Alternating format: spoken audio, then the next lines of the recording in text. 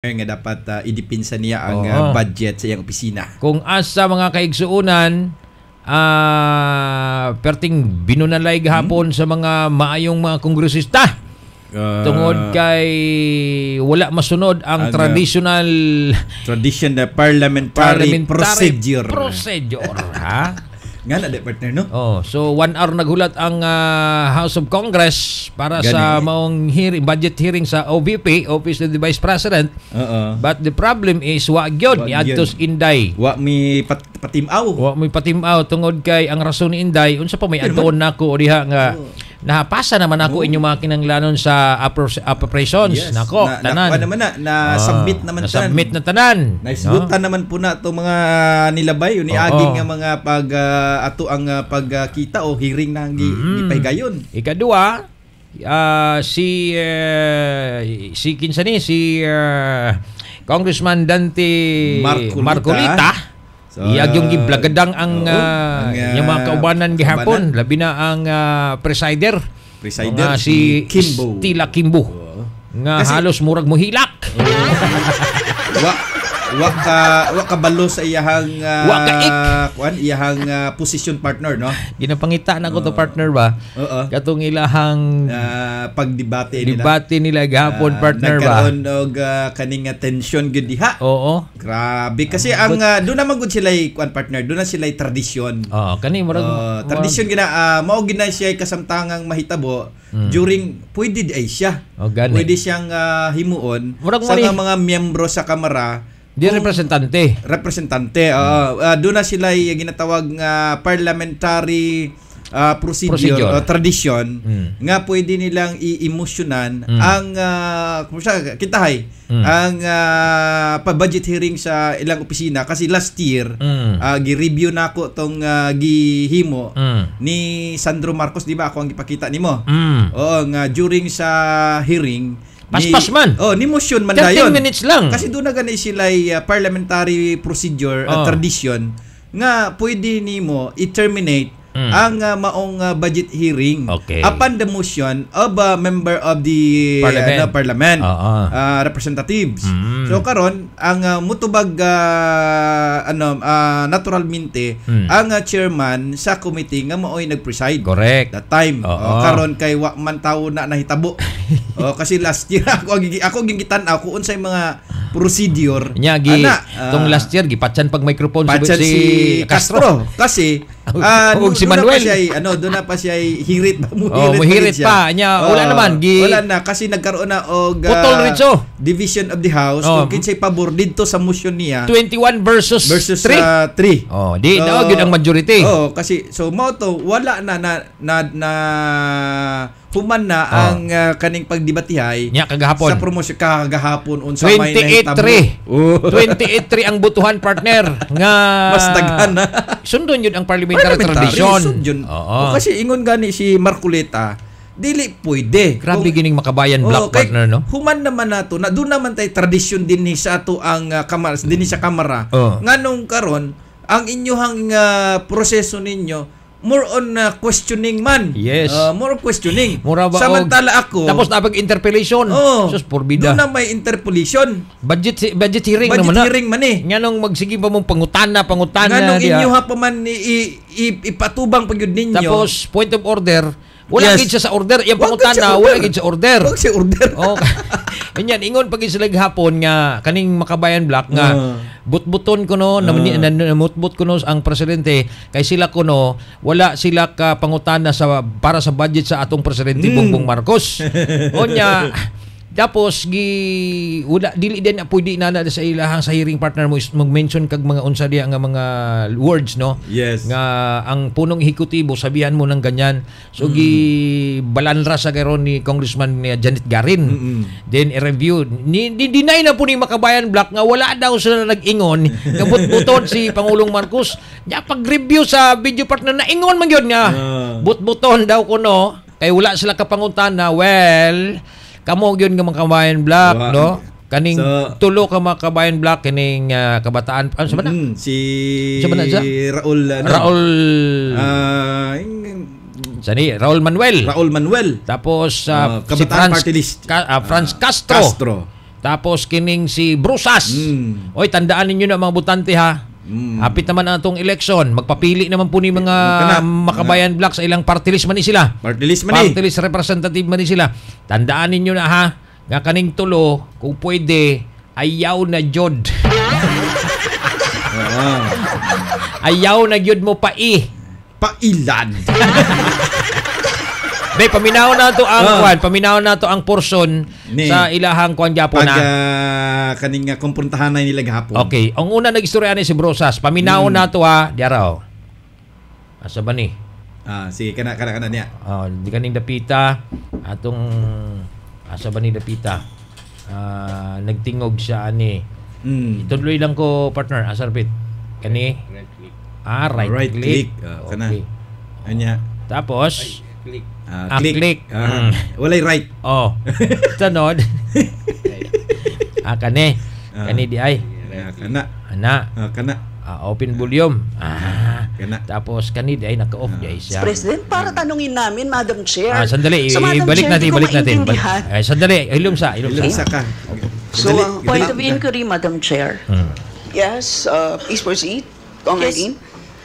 Madam Chair, so, ibig sabihin, si Brosas niya, na dumating si Congressman Brosas from niya. the Office of the Vice President Paminawa para partner. sumagot ng mga tanong ng ating mga colleagues, Madam Chair. That is correct. Madam Chair, kahapon kasi hindi na kami pinagtanong sa Office of the President.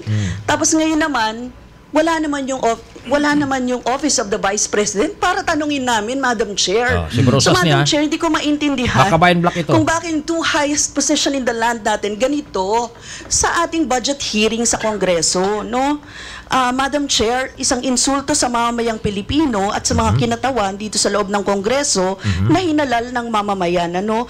Ang hiling natin makapagpaliwanag ng accountability at ang hiling natin ay maglinaw, no, ng mga, kasi marami pa po tayong tanong kaugnay dito. She may not like our questions last hearing, Madam Chair. Wala na kasi dapat tanong. Wala nang tanong. Kasi budget hearing deliberation yan. Kung dapat, ilang minuto lang yan, depende sa inyo, aprobahan nyo o hindi. Kung hindi nyo aprobahan, differ yan. Magkaroon ng ano talaga yan. Pero sa puntong yan, wala na dapat tanong. Kasi budget ang pinag-usapan dyan. Kasi iba kayo kung magtanong sila Iba kasi sila magtanong. Isasalin nila yung mga dati pa na mga partner. Tapos nakakuha naman yan. Oo, may nakahanda silang mga para yung term doon is para sirain. Oo, so lalabas doon. Okay, go. Madam Chair, pwede ba kami naman muna? Marcolita. Sunod na sila na lang. Sugod na sila Drake. Away. Madam Chair, so wala pa naman po tayo sa... May I raise a parliamentary inquiry, Madam Chair? Before you proceed, I'd like to Libog na remind si our members Kimbo. for orderly proceedings, please wait to be acknowledged Yes, before ma'am, you pero- speak. So sa ngayon po, Marcolita na. dahil nauna po si Kong Franz, paunahin na muna natin siya. Sige. So Fire. Kong Franz, please proceed. Sila And then po I will yung- recognize you after. Go ahead. Kong Dante. Kakasunod, Madam Medyo nauna lang po siya ng 1 second po. Di ba ang Kong Dante. ating tradition, Yun. Sunod una na. minority, pagkatas majority. Yes. Tama yan. Wala pa po Sunod-sunod tayo sa naman interpellation, sila. Kong Oo nga Dante. po, pero maski na sa manifestation, dapat ganun din. Oo. Nauna lang po siya, so yes po. Ora ginapaboran ni si Kong Franz, Kimbo ba, please no? proceed. Thank you, Madam Chair. So, ang ibig sabihin Script. Bas nito nasa sa script yan. ay kahit na binigyan natin ang Office of the Vice President Kani si Castro ni. second round, Franz Castro. second time around na Isa sa magpaliwanag doon sa budget at Makabayan Black. magkaroon Yes. tayo ng pagkakataon na siya ay matanong dahil ito naman po talaga yung mandato natin dito sa Kongreso, no? Mabusisi yung budget. So, ang ibig sabihin po nito ay binoboykot niya tayo.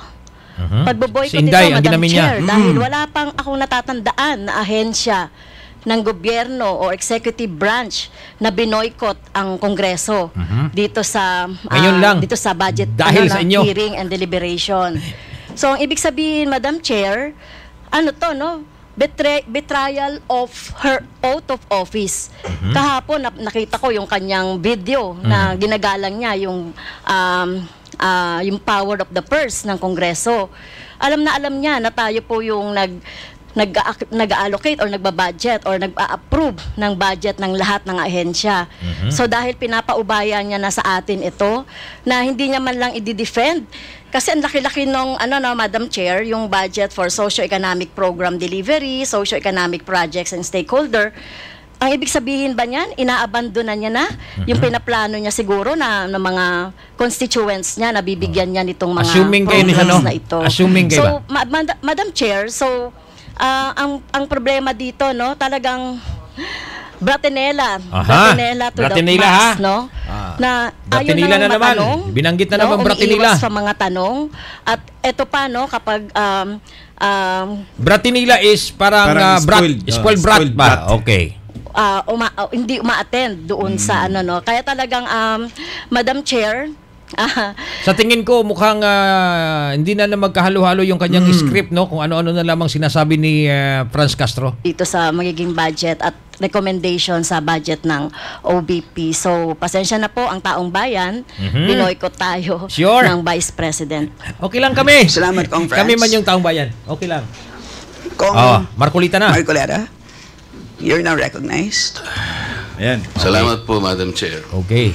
Si Kong Yung hindi Marcolita po na. pagdating ng ating pangalawang Pangulo ngayon, ang suspecha ko po ay dahil sa nangyari ng mga pagtatanong nung nakaraang pagdinig. I have heard the volume and the barrage of questions asked by members of this committee to the Vice President. Despite the fact, Madam Chair, I heard her several times saying, I forgo the opportunity of defending the OBP budget for 2025 by question and answer, and I leave it to the House of Representatives to decide on such proposal as presented. That was the template of an answer given by the Office of the Vice President. Madam Chair, napilitan po akong mag-raise ng parliamentary inquiry. I think I have earned this. If I survive my term up to next year, I would have survived also, or I would have completed 18 years in this institution. And in this length of time, I have observed a tradition. Yan na. The tradition is the two highest positions of government, namely the Office of the Vice President and the Office of the President, are not traditionally subjected to questions. Yes. I have observed this for a long time. Matagal na yan. Sa panahon lang nila ngayon. May I binago nila refresh the memory of the members of this committee, Madam Chair. In 2022, the Minority Leader, Honorable Libanan, citing courtesy to the Office of the Vice President, took only about 13 minutes to move for the termination of the budget of the Vice President. Same last year. Kay And Inday. after that, the Majority Leader seconded the motion. That was 2022, Madam Chair. Yes. Then 2023, no less than the presidential son, our own senior deputy majority leader, the Honorable Sandro Marcos, stood up and invoked the long-honored tradition of according courtesy to the OBP, Magaling din si Sandro na the Office of the Vice President. Hindi niya na pinatagal. And in the same manner, he moved for the termination of the Office of the Budget, the consideration of the budget of the Office of the President, Vice President. I also recall, Madam Chair, that it was terminated. And with the full consternation of Honorable Franz Castro, who then objected, but her objections were never heard until she moved to make up record by way of manifestation her objection. But the committee collectively said, you can no longer do that because Tapos na yan. there was already a termination of the hearing. Nagkaroon ng butuhan. 28-3. This is the time-honored tradition, Madam Chair. For so long a time, we have kept and observed this. We have upheld this tradition. My question is this committee authorized to set aside or discard the tradition? Yun. That is the question. Wala nila matubag. Your Honor, Hindi na ba? such motion was not introduced in the last hearing. Imposible. Ano, wala na introduce. Pinutol lang nga ni Sandro, tinapos na ni Sandro noon, tapos hindi daw na-introduce. Okay, balik tayo. Sa kanila. The consideration of the budget of the Vice President, Madam Chair, on the basis of the long and time-honored tradition, Madam Chair. In order for us to respect a tradition in the same manner that we have respected the tradition here, that the first to interpolate every time is the member of the minority. That is the tradition. We have not yet discarded that. We're observing that because we are honorable members of this Congress. So the question is, Second question. why have we discarded that Wala na naman. tradition?